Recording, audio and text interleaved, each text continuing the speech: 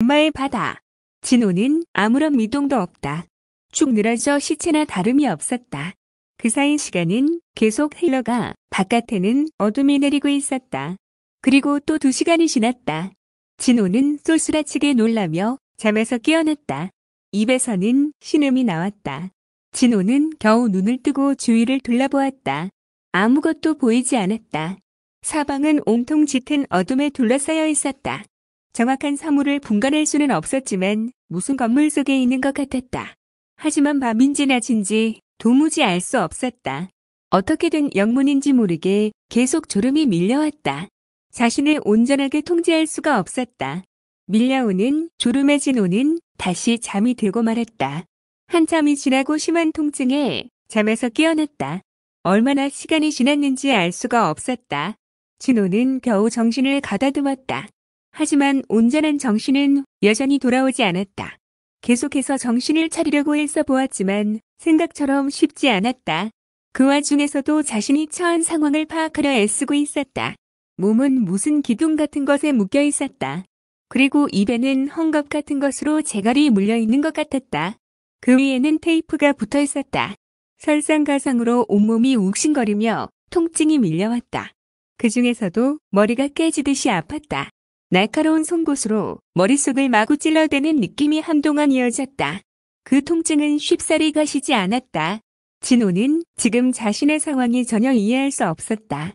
지나간 기억을 더듬어 보았다. 하지만 무슨 일이 있었는지 하나도 기억이 나지 않았다. 그리고 왜 여기에 있는지 도무지 알 수 없었다. 분명 정상적인 상황은 아니었다. 자신이 큰 위험에 처해 있다는 것을 직감적으로 느낄 수 있었다. 바지는 축축하게 젖어 있었다. 물은 아닌 것 같고 아마 오줌을 싸서 그런 것 같았다. 감금되어 바지에 오줌까지 시리다니 자신의 꼴이 말이 아니었다. 하지만 지금은 그런 것을 따질 때가 아니었다. 왜 여기에 끌려와 있는지 생각을 해봐도 기억나는 것이 하나도 없었다. 정말 귀신이 곡할 노릇이었다. 진호는 고개를 돌릴 수도 없었다. 고개를 돌릴 때마다 목에서도 심한 통증이 느껴졌다. 분명 맞아서 생기는 통증의 느낌이었다. 몸에도 기운이 하나도 없었다. 약먹은 쥐새끼처럼 몸을 제대로 가누지 못하고 있었다. 통증보다 더 무서운 것은 두려움이었다. 시간은 계속 흐르고 있었다. 몸의 통증은 급박한 상황 때문에 신경 쓸 겨를이 없었다. 그나마 정신이 조금씩 돌아오고 있었다. 진호는 묶여있는 상태에서 할 수 있는 것이 아무것도 없었다. 머릿속에서는 불안한 생각이 밀물처럼 밀려들었다. 아무리 기억을 더듬어 보아도 생각나는 것이 없었다.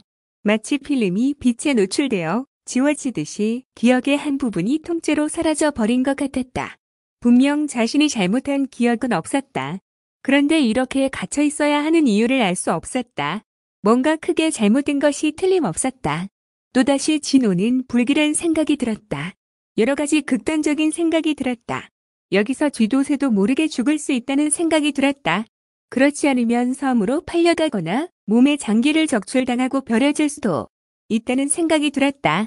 진호가 중국에 있으면서 이런 이야기를 여러 번 들은 적이 있었다.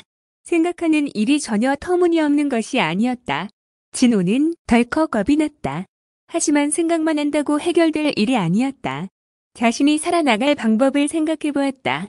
여기서 탈출하는 것이 자신의 목숨을 지킬 수 있는 유일한 방법이었다. 하지만 지금 상황에서는 자신의 힘으로는 불가능한 상황이었다. 주변이 하도 어두워서 정확하게 사물을 구별하기가 힘들었다. 빛이라고는 거의 없는 암흑이었다. 그나마 왼쪽에 있는 창문 틈으로 희미하게 새어 들어오는 불빛이 있었다.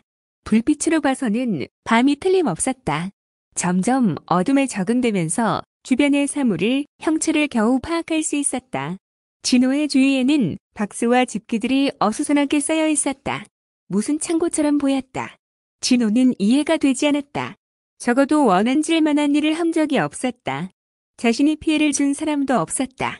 그런데 이런 일이 일어났는지 아무리 생각해도 알 수가 없었다. 여기에 묵혀있는 이유를 전혀 알 수가 없었다. 건물 안의 공기는 무겁게 느껴졌다. 습하고 음산한 기운으로 가득 차 있어 소름이 돋았다. 조금 싸늘한 한기가 느껴졌다. 그리고 간간이 기분 나쁜 시체 써는 것 같은 냄새가 풍기고 있었다. 습해서 생기는 곰팡이 같은 냄새. 그 냄새는 진호의 코의 점막을 계속 자극했다. 냄새 때문에 코에서는 콧물이 연신 흐르기 시작했다.